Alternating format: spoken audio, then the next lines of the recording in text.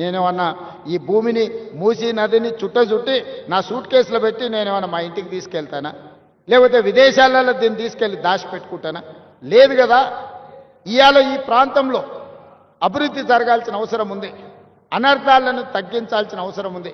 మొన్న రాత్రి నుంచి కంటిన్యూస్గా ఇమ్లిబన్ బస్ స్టేషన్లో వేలాది మంది ప్రయాణికులు చిక్కుకుపోయిందంటే రాత్రి 3 వరకు అధికారులను అప్రమత్తం చేస్తూ నేను వాళ్ళకి ఏర్పాట్లు చేపించిన. దీనికి కారణం ఏంటి? ఈరోజు ప్రకృతిలో విపరీతమైన మార్పులు వచ్చినాయి. దాంతో మీరు ఊహించనంత వర్షం గంట 2 గంటల్లోనే 40-50 సెంటీమీటర్లు కురిసే పరిస్థితి వచ్చింది.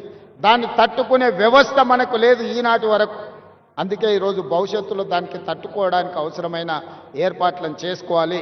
లేకపోతే జీవితాంతం మీరు కష్టపడి సంపాదించుకున్న మీ టీవీ కావచ్చు, మీ ఫ్రిడ్జ్ కావచ్చు, మీ మంచాలు కావచ్చు, మీ పిల్లలు చదువుకున్న సర్టిఫికెట్లు కావచ్చు, ఉప్పు పప్పు బెల్లం చింతపండు మీరు సంపాదించుకొని 2-3 నెలలకు మీరు తెచ్చి ఇంట్లో పెట్టుకుంటే రాత్రి ఈ రకంగా వర్షాలు వస్తే గంటలలో అవి నీట మునిగిపోతాయి.